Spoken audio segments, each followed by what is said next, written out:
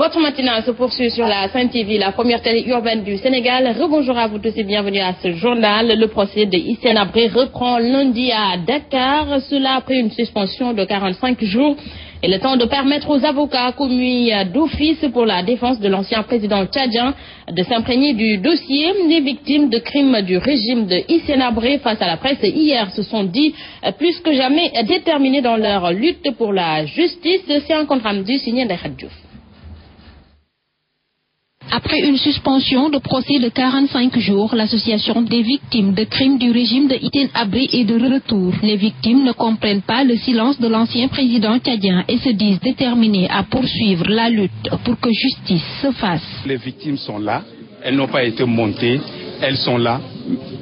Et puis je me dis, c'est une lutte, hein. Même si je meurs, mes enfants sont là, les autres sont là, ils vont continuer la lutte. J'attends qu'ils viennent à la barre. Qu'il ait le courage. Mais pourquoi un Dieu peut avoir peur des gens qu'il a chosifiés, des gens qu'il a pris en otage? Vous savez, pendant 8 ans, Hissène Habré a pris tout le Tchad en otage. Mais de quoi a-t-il peur?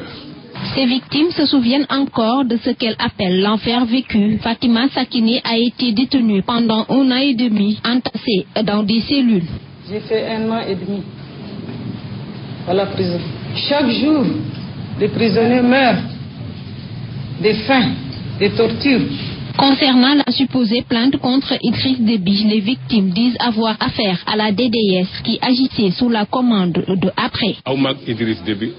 On n'a pas de problème avec Idriss Déby Itno. Ceux qui nous ont arrêtés sont des gens de la DDS.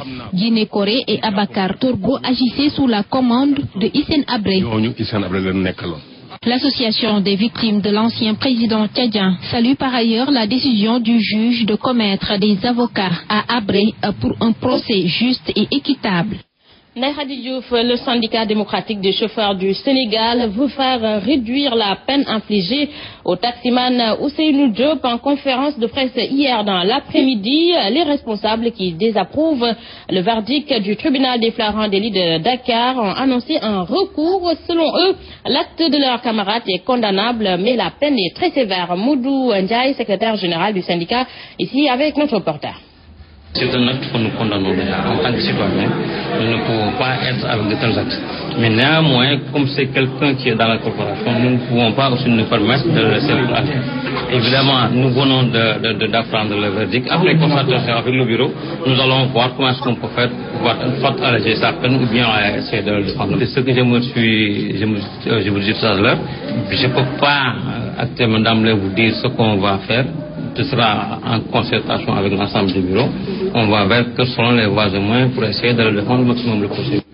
Autre syndicat dans le secteur du transport, c'est le syndicat national des groupements et transporteurs et chauffeurs propriétaires du Sénégal, et également donc contre la condamnation de Ousseynou Diop. Le face-à-face hier entre les responsables syndicaux et la presse a été une occasion pour recadrer leur ministre de tutelle tout en prônant un assainissement du secteur. Compte rendu à Aminata Dramé.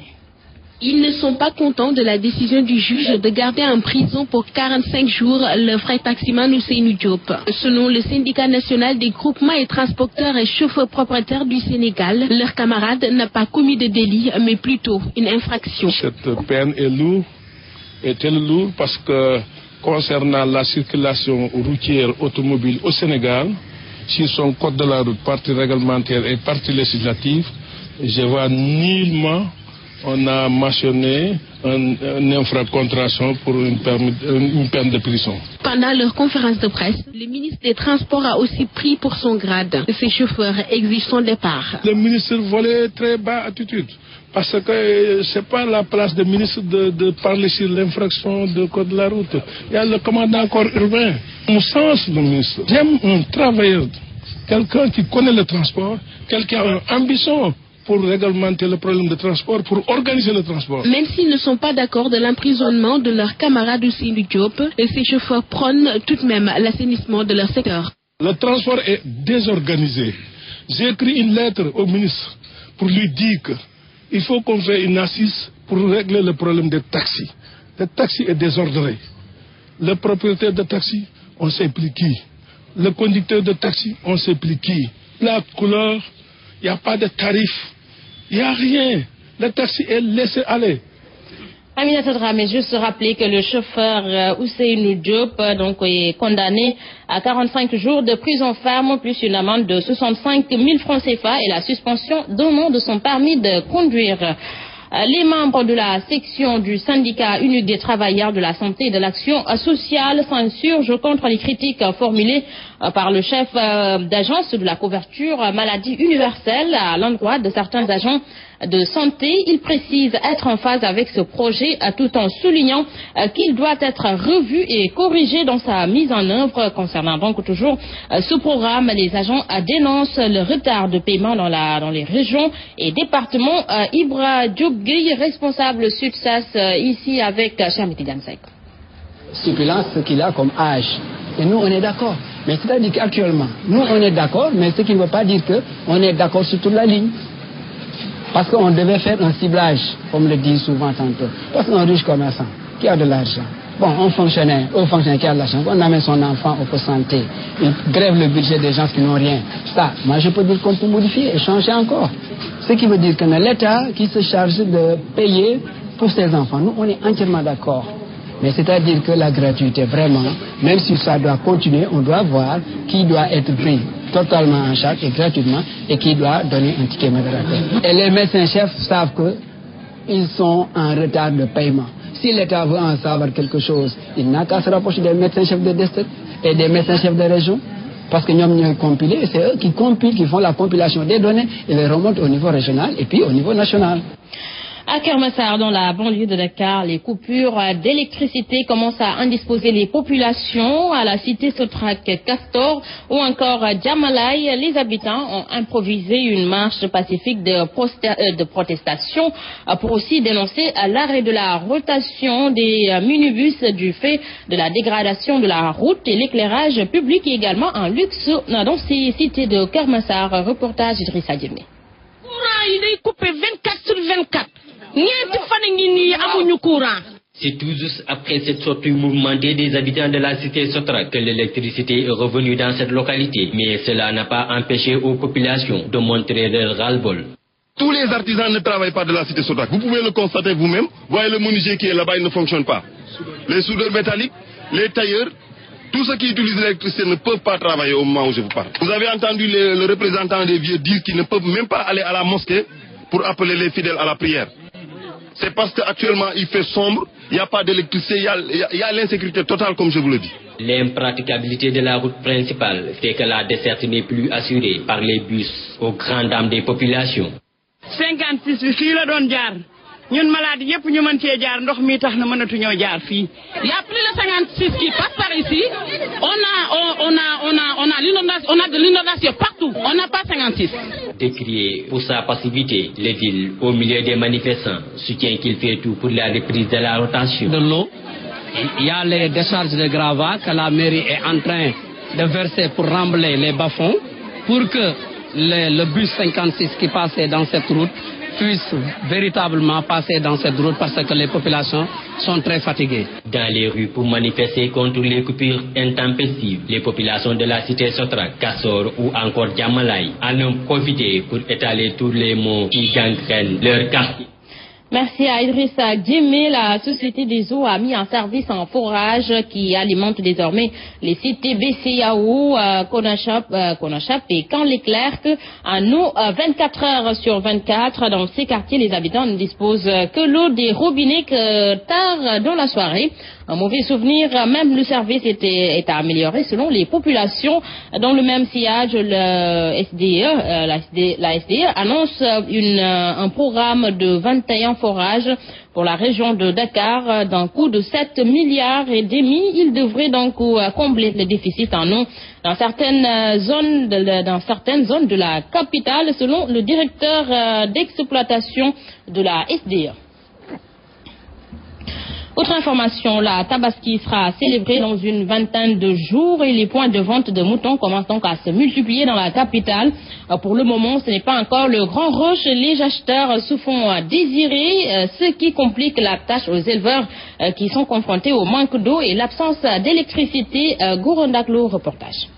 Quelques jours de la fête de l'Aïd el-Kabir, la vente des moutons domine les artères de certaines rues à Dakar. Une opération pour les éleveurs qui va avec un tas de difficultés.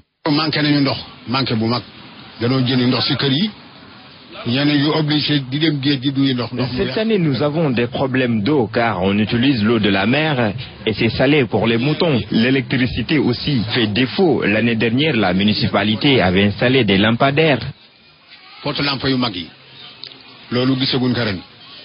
Le prix des moutons varie entre 300 000 et 500 000 francs CFA selon ces éleveurs. Ce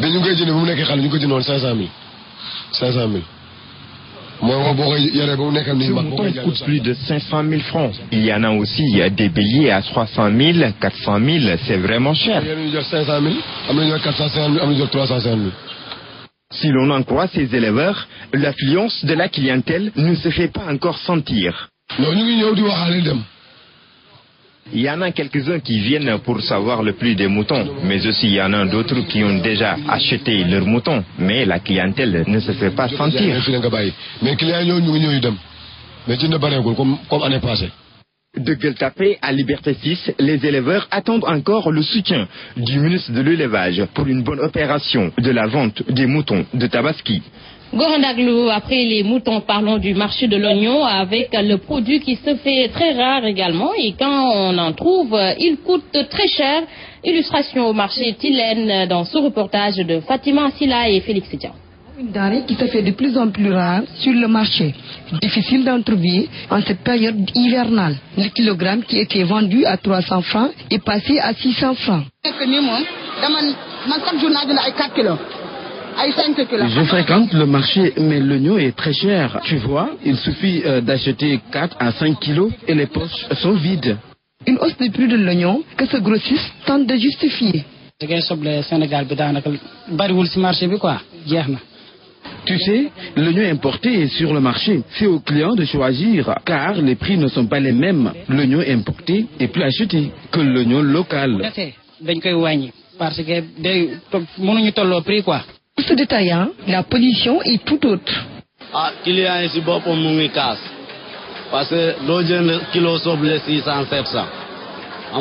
je suis détaillant, c'est difficile d'en sortir en ce moment. Ça n'arrange personne, ni les acheteurs, encore moins les revendeurs. Regarde, depuis ce matin je suis là, mais je n'ai rien vendu. Vraiment, on doit revoir les prix. À quelques jours de la Tabaski, commerçants et clients appellent les autorités à revoir le prix de l'oignon. Les 7 ASC des SICAP Liberté ont reçu des mains du directeur général du patrimoine bâti de l'État des Jeux de Mayo. Hier, c'était au tour de l'équipe du quartier Liberté 4 de recevoir son lot, une action qu'Alun Mara répétée depuis ces dernières années. Il a saisi également l'occasion pour appeler les acteurs du championnat national populaire, communément appelé Navetan, à la non-violence. Alun Mara ici avec Aïcha Kamara. C'est une série de remises d'équipements que nous avons commencé depuis hier pour les 7 ASC qui sont dans la commune. Alors hier on a remis à 3 ASC et aujourd'hui on va remettre à 2 ASC et demain aussi à 2 autres. Donc c'est pour encore encourager les jeunes, toujours pour les doter de moyens pour atteindre leur objectif au niveau des Navetan. Parce que nous, ce que nous recherchons, c'est que les ASC des SICAP Liberté soient toujours les meilleurs. Le message que nous lançons aux jeunes, c'est d'être serein, d'être non violent. Heureusement, nous, dans notre commune de SICAP Liberté, il n'y a pas tellement de violence dans les stades. Donc vraiment, on remercie le bon Dieu pour cela. L'actualité internationale en bref pour terminer. Après 5 semaines d'accalmie, l'extrême nord du Cameroun a renoué avec les attentats suicides ce jeudi. C'est donc la localité de Kerawa, située à un jet de pierre de la frontière nigériane, qui a été frappée. Un double attentat suicide sur le marché, puis dans le centre de santé, a fait 19 morts et 141 blessés, selon les autorités. Ce double attentat donc coïncide avec l'installation progressive de la force mixte multinationale dont les chefs se sont réunis jeudi à Fotokol pour saluer notamment la prise de Gambaroum pour les forces nigériennes, par les forces nigériennes plutôt, qui ont donc fait jonction avec les contingents camerounais et tchadiens. Et puis pour terminer, un début de règlement de la situation sur le cas de la localité d'Anéfi dans le nord du Mali semble se dessiner depuis donc 3 semaines. Cette localité qui était sous le contrôle de la rébellion et aux mains des groupes armés pro-gouvernementaux. Ces derniers refusent de quitter les lieux, mais après une réunion de leurs partisans, il semble que les choses s'arrangent. Voilà, donc mesdames et messieurs, c'était tout pour ce journal. À vous tous, merci d'avoir suivi. Merci à toute l'équipe technique et l'équipe rédactionnelle qui ont participé à la réalisation. L'info en continu sur la Sen TV, la première télé urbaine du Sénégal. Et 7h30, Mamba Ndiaye, Ahmed Aïdara vous retrouve pour la revue des titres en Wolof, 7h45. C'est le journal. Et tout de suite, restez en compagnie de Senkotu qui s'installe dans Saint-Jim. Quant à moi, je vous retrouve à 13h pour le flash d'information. Bon réveil matinal à tous et bonne journée. Au revoir.